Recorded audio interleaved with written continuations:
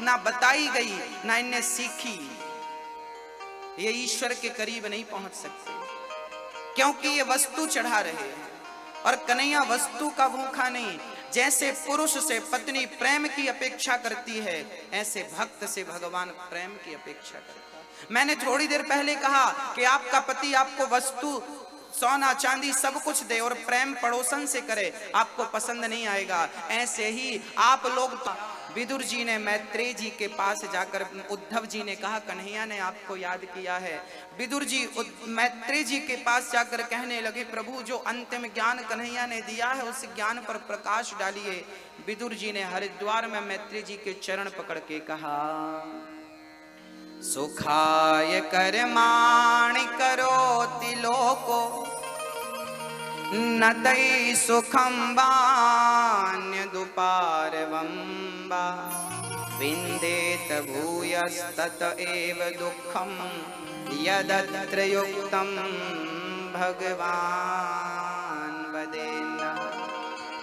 सारी दुनिया सुख चाहती है पर मिलता क्या है?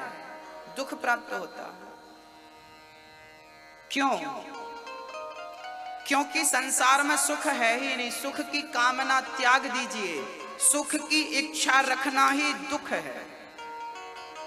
राजा सुखदेव जी से परीक्षित ने कहा कि हे प्रभु, भगवान अवतार क्यों लेते हैं? कभी राम, कभी कृष्ण, कभी नरसिंह, कभी वामन क्यों बनते हैं? तब कहा सुखदेव जी ने, राजन भगवान भक्तों की रक्षा के लिए नाना प्रकार के अवतार लेकर के अपने भक्तों का दुख दूर करते हैं। एक बार भगवान हिरण्याक्ष को मारने के लिए 12 भगवान का अवतार धारण करते हैं। एक हिरण्याक्ष नाम का दुष्ट था। अच्छा, हिरण्याक्ष और हिरण्यकश्यपु ये दोनों कश्यप मुनि के पुत्र थे, दिति के पुत्र थे। हाँ, इनकी मां हिरण्याक्ष हिरण्यकश्यपु की पत्नी काम के वशीभूत होकर संध्या के समय अपने पति को पकड़ लिया। कहा हमें काम सता रहा है, हमारी इच्छाएं पूरी करिए। संत जी ने कहा, पति ने कहा, ना देवी, ये उचित वक्त नहीं है। इस वक्त में यदि गर्भाधान किया गया तो समाज का नाश करने वाले पुत्रों की प्राप्ति होगी। पर देवी नहीं मानी और पति को छोड़ा नहीं। पति पत्नी के आग्रह पर विवश हो गए और वो शाम के वक्त ही, संध्या के टाइम ही, जब पूजा आरती का टाइम होता है, उस टाइम वो गर्भवती हो गई। उसके गर्भ से 2 पुत्र हुए, हिरण्याक्ष और हिरण्यकश्यपु। याद रखना भक्तों, हमारे शास्त्र कहते हैं कि पति पत्नी को भी कब मिलना चाहिए, गर्भाधान कब उचित है। यदि आपने गलत समय पर गर्भाधान किया तो आपको और आपके परिवार को और समाज को कष्ट पहुंचाने वाला पुत्र आपको प्राप्त होगा। हाँ, शास्त्र कहते हैं कि गलत वक्त पर वो गर्भवती हो गई, इसलिए उनके 2 पुत्र हुए, हिरण्याक्ष हिरण्यकश्यपु। हिरण्याक्ष ने पृथ्वी को ही ले जाकर गेंद की तरह छिपा दिया। तब भगवान 12 प्रकट होकर हिरण्याक्ष को मारते हैं और पृथ्वी की स्थापना करते हैं। ब्रह्मा जी के शरीर से उनके दाहिने भाग से पुरुष और बाएं भाग से स्त्री का जन्म होता है। स्त्री का नाम हुआ है शत्रुपा, पुरुष का नाम हुआ है मनु। मनु और शत्रुपा का ब्रह्मा जी से प्रादुर्भाव हुआ। स्त्री और पुरुष एक ही परमात्मा से प्रकट हुए हैं। इसलिए यहाँ एक बात मैं कहना आवश्यक समझूंगा कि स्त्री पुरुष से कम नहीं है।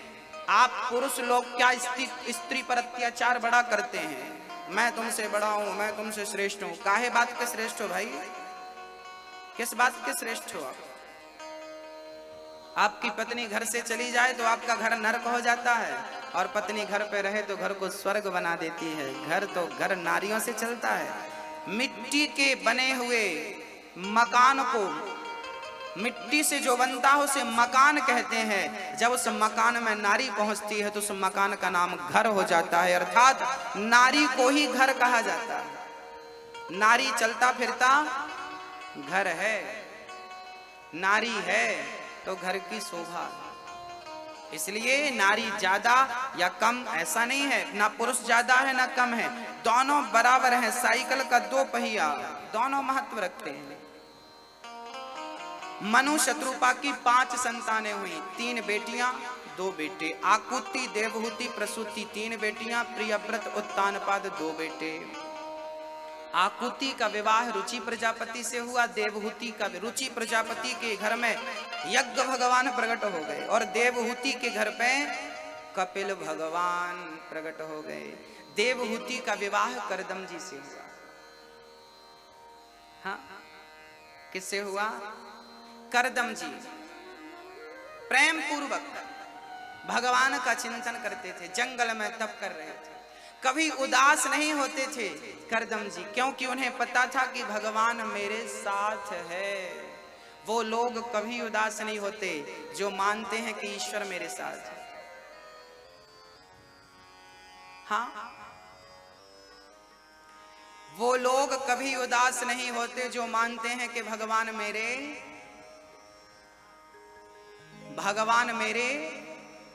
किस किस के साथ कन्हैया? दोनों हाथ उठाकर मस्ती के साथ कहिएगा, मत हो न मन बावरे उदास, ये सांवरा जरूर आएगा। मन में रखना विश्वास, ये सांवरा जरूर आएगा।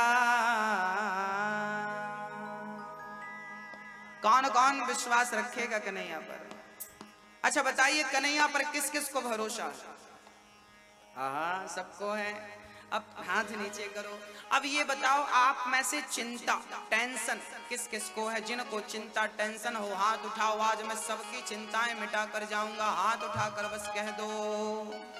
जिनको है हाथ उठाएं, निश्चिंत होकर उठाइए। आज आपकी चिंता ना मिटा दी तो आप सजा दीजिएगा मुझे। हाथ उठाकर बस कहना पड़ेगा कि चिंता है, मिटाइए। हाथ उठाओ जिनको चिंता है। अब आप 2 तरह की बातें कर रहे हैं। एक तरफ आप कह रहे हैं कि मुझे कन्हैया पर विश्वास है, दूसरी तरफ आप कह रहे हैं कि मुझे चिंता है। यदि विश्वास है तो चिंता किस बात की है, और चिंता है तो विश्वास कैसा है? आप एक काम करिए मैया जी, अपना मुंह फुलाइए, ऐसे फुलाइए। हंसने का नहीं बोला, मुंह फुलाने का। ऐसे घर पर तो मुंह फुलाई रहती हो, यहां फुलाओ। अब ठहाका लगाइए। अब ये दोनों काम एक साथ करके दिखाओ। संभव है आपका मुंह भी फूल जाए और ठहाका भी लग जाए? कि दोनों काम एक समय में हो सकता है मैया जी, भैया जी? ओ मैया, हो सकता है? नहीं हो, या तो मुंह फूलेगा या तो ठहाका। दोनों काम एक समय में कभी नहीं हो सकता। आप कहते हैं कि मुझे विश्वास है और कहते हैं चिंता है। अरे भाई, जब अपने जीवन की डोर कन्हैया को दे दी है तो चिंता किस बात की? जहां ले जाएगा अच्छे से ले जाएगा, चिंता किस बात की है? चिंता त्याग दीजिए और कन्हैया को अपने जीवन की डोर, जैसे अर्जुन ने अपने रथ की डोर किसे पकड़ा दी? चाहे तो रख लो, चाहे डुबा दो, फूलों में रख चाहे कांटे चुभा दो, गाड़ी है तेरे हवाले, तू जाने तेरा काम जाने।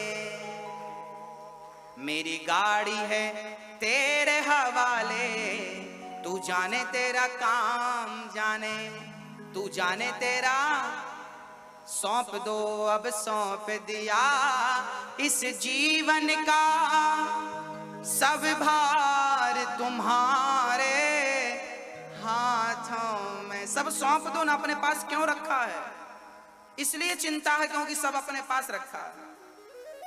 आपके 1 लाख रुपए यदि आपके घर पे है ना तो चिंता होगी, पर 1 लाख रुपए बैंक में जमा कर दो, चिंता नहीं। तो सारा भार कन्हैया के चरणों में रख दो। कितनी देर लगती है मेरी माँ मुझे नहीं पता, पर इस विश्वास से उसे पुकारता हूँ कि वो आएगा जरूर, मुझे निराश नहीं करेगा। और जब जब मैंने बुलाया ना भक्तों, मैं अपनी बात बताता हूँ, मेरा कन्हैया मेरे सामने ही था, आज भी है। अभी मैं बोल रहा हूँ ना तो वो मुझे देख रहे होंगे, आपको देख रहे होंगे। भगवान कहाँ है भक्तों? बताइए बताइए, भगवान कहाँ रहते हैं? बस एक प्रश्न का उत्तर दे दीजिए, छोटा सा प्रश्न है। एक प्रश्न का उत्तर दीजिए, भगवान कहाँ रहते हैं? कहाँ? यहां रहते हैं दिल में। आप कह रहे हैं दिल में। यदि भगवान दिल में रहते हैं तो चलो मैं एक्सरा करा लेता हूं आपका, जो होगा दिल में सब आ जाएगा एक्सरे में। आएंगे? एक्सरा कराऊंगा।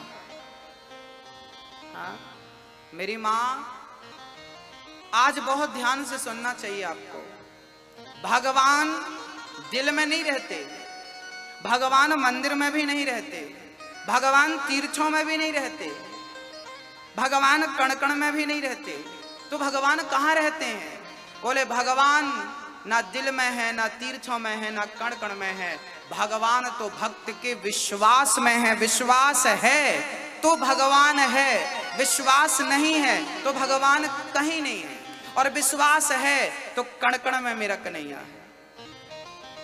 मंदिर में भी भगवान उनके लिए हैं जिनको विश्वास है, जिनको विश्वास नहीं है उनके लिए तो पत्थर रखा है ना। मानो तो मैं गंगा माँ हूं, ना मानो तो बहता पानी। भक्तों, प्रहलाद जी ने कहा कि इस खंबे पर भगवान है। हिरण्यकश्यप ने प्रहार किया, खंबा चीरकर भगवान निकले कि नहीं? तब हिरण्यकश्यप ने खंबे को तोड़ा था तो नरसिंह भगवान निकल गए। आज बहुत सारे खंबे टूटते हैं, भगवान क्यों नहीं निकलते? क्योंकि भगवान खंबे में नहीं होता, भगवान तो प्रहलाद जैसे भक्तों के विश्वास में होता है। भक्त ने विश्वास से कहा कि इस खंबे में भगवान है, तो कहीं भक्त का वचन मिथ्या ना हो जाए, इसलिए भगवान को प्रकट होकर दर्शन देना पड़ा कि मेरे भक्त का वचन मिथ्या ना हो जाए। भगवान विश्वास में है। जहां भक्त की हां, भगवान वहां। भगवान कहां? जहां भक्त की, जहां भक्त की, बोलो हां, जहां भक्त की हां, भगवान वहां। ईश्वर कहां? जहां भक्त की, अर्थात जहां भक्त कह दे वहीं भगवान। जिस पे हाथ रख दोगी ना वो भगवान।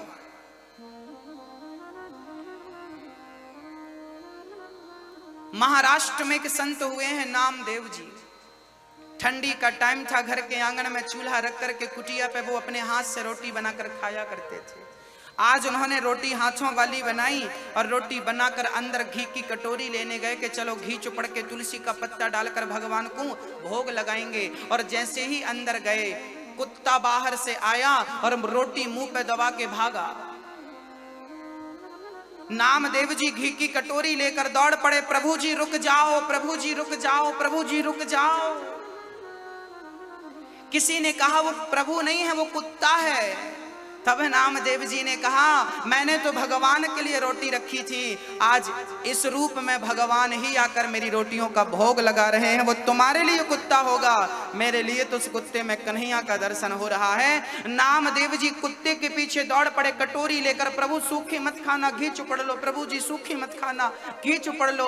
अंत में भक्त की जिद थी कि ये भगवान था, उस कुत्ते से भगवान को प्रकट होकर के नामदेव भक्त को दर्शन देना पड़ा। जाकी रही भावना जैसी, प्रभु मूरत देखी तिन तैसी। आपके लिए जो पत्थर है, भक्त के लिए वही भगवान है। वो आपको पत्थर दिख रहा है, पर भक्त को तो कैसे? एक महिला को मैं यहां मंच पे खड़ा करता हूं, एक महिला को मैं मंच पे खड़ा करता हूं और दो लोगों को खड़ा करता हूं, और एक होगा उस स्त्री का पुत्र और एक होगा उसका बेटा, उसका पति। अब बताइए, महिला एक है, महिला एक है। अब उसी महिला को जब बेटा देखेगा, उसी महिला को जब उस महिला का पति देखेगा, तो देखने वाले दो हो गए। वस्तु एक है पर देखने वाले दो हैं, तो दो दृष्टि हो गई कि नहीं? किसी के लिए वो पत्नी नजर आ रही है और किसी के लिए वो मां नजर आ रही है। बस भक्तों, पत्थर किसी के लिए होगा पर भक्त के लिए तो भगवान है। भक्त के लिए किसी पुरुष की वो स्त्री है तो किसी बच्चे की वो कोई पत्नी के रूप में देखता है, कोई मां के रूप में देखता। आप एक ही हो ना। बस ये ठाकुर मेरा कन्हैया सामने बैठा है, किसी को पीतल नजर आ रहा होगा, किसी को अष्ट धातु नजर आ रही होगी, पर सच्चे भाव से कोई भगत देखे ना तो इसमें कन्हैया की छवि, तुम्हें कन्हैया साक्षात यही तो भगवान है। विग्रह भगवान का पूर्ण स्वरूप है, आधा नहीं, आधा नहीं, आधा नहीं। मंदिर क्यों बनाए जाते हैं? भगवान को तो घर पर रहकर भी याद किया जा सकता है, भगवान तो कण कण में है। फिर भगवान को याद करने के लिए मंदिर ही क्यों? हाँ, ये प्रश्न खड़ा हो सकता है किसी के दिल दिमाग में। मंदिर क्यों होते हैं? भगवान तो कण कण में है, कहीं से भी याद कर लो, बात बिल्कुल सही है। पर मंदिर क्यों होते हैं? मैं एक उदाहरण देके समझाता हूं। एक राजा था, उस राजा का एक हाथी था, बहुत बलवान हाथी था, बहुत बलवान। वो हाथी युद्ध में खड़ा हो जाता था तो राजा उस युद्ध को जीत ही जाते थे। हाथी जिंदगी बची है ना, वो रोज मर मर के जीती है। जिसका बेटा हो, बहू हो और वो माँ बुढ़ापे में बनाकर अकेली खाती हो, वो रोती है, महाराज कभी कभी मैं भूखी रह जाती हूँ, पाँव में इतना दर्द होता है कि बना नहीं सकती। हाथ जोड़कर रोने लगी, मैं जब मरूं तो मेरी चिता को आप आग लगाने आ जाना, बस मेरी आखिरी इच्छा है। अब मेरे मन में विचार आया कि आग लगाना बड़ी बात नहीं है, आग तो कोई भी लगा देगा। मुझे लगा कि पहले मुझे इस माँ का बेटा बनकर इस माँ की सेवा करनी चाहिए, पुत्र बन करके। जब मैं इस माँ की सेवा करूंगा तब मुझे जरूरत पड़ी तो इस माँ की चिता पे आग लगाने का अधिकार मुझे ईश्वर तब देगा जब मैं पुत्र धर्म निभाऊंगा। पहले पुत्र धर्म निभाना बड़ी बात है, चिता पे आग लगा देना बड़ी बात। आग तो कोई भी लगा देगा, पर किसी का सहारा बन जाना, किसी की आंखों के आंसू पोंछ देना और किसी रोते को हंसा देना बहुत बड़ा पुण्य है मेरी माँ। आज कल हमारे हैदराबाद से हमारे भैया मुकेश सूचक जी का फोन आया। कल उन्होंने कहा कि गुरुजी, कल या आज मुझे स्मरण नहीं है, वो सुन रहे होंगे। उन्होंने मुझसे कहा कि गुरुजी, एक माँ वृद्धाश्रम में आना चाहती है। वो माँ इतनी परेशान है कि वो माँ कहती है कि मेरा बेटा मुझे थप्पड़ मारता, मेरी बहू हाथ पकड़कर घर से निकाल देती है। उस माँ ने फोन लगाकर कहा कि यदि मुझे नहीं निकाला गया तो मैं मर जाऊंगी। सोचिए, अपने बच्चों से कोई इस प्रकार परेशान हो सकता है? बच्चों का इस प्रकार अत्याचार माँ बाप पर। भक्तों, मैं आपसे प्रार्थना करूंगा, यहाँ जितने बच्चे बैठे हैं, आप अपनी माँ को कभी सताना मत। ईश्वर कभी माफ नहीं करेगा। जिसने तुम्हें गर्भ में रखा उस माँ के सगे नहीं हो पाए, किसके सगे बनोगे तुम? उसका कर्जा चुका नहीं पाए, किसका ऋण चुकाओगे तुम? माँ में भगवान नजर नहीं आया तो पत्थर में तुम्हें भगवान कभी नजर नहीं आएगा। जो माँ के अंदर ईश्वर का दर्शन नहीं कर सकता, उसे पत्थर में भगवान नजर आएगा। भक्तों, आपसे मेरी प्रार्थना है, जब मेरे उस माँ का फोन आया कि मेरी बहू मेरा बेटा मुझे मारता है, बड़ा अत्याचार करता है, मुझे जल्दी ले चलो। भक्तों, वृंदावन में अभी आश्रम बनने में थोड़ी सी देर है, पर मैंने उस माँ से कहा कि माँ आप आ जाओ, मैं आपके लिए टेम्परेरी एक कमरा बनवा देता हूँ और आपकी सारी व्यवस्थाएं वहां कर दूंगा, आप आओ, आत्महत्या मत करना। ये बेटा जब तक है जिंदा आपके लिए भीख मांगना पड़े मैं मांग लूंगा, पर अपनी माओ को रोता हुआ कैसे देखते हैं। भक्तों, इन तमाम माताओं के लिए मैं आपसे अपेक्षा करता हूं कि आप सहयोग करेंगे, और वृंदावन में जो आश्रम बन रहा है उसका कार्य और तेजी से आगे बढ़े, उसके लिए आपको सहयोग करना पड़ेगा। बस जल्दी से जल्दी वहां पर मेरी बहुत सारी माएं रह करके और अपना सुखमय जीवन व्यतीत करने लगेंगे। बिहारी जी की शरण में श्रवण करिएगा। करदम जी महाराज की पत्नी देवहूति, करदम जी ने कामक विमान की रचना की। कहा जाता है कि करदम जी तप में बैठे थे, उनका विवाह जब हुआ, विवाह के तुरंत बाद करदम जी तप में बैठ गए। तपस्या करते करते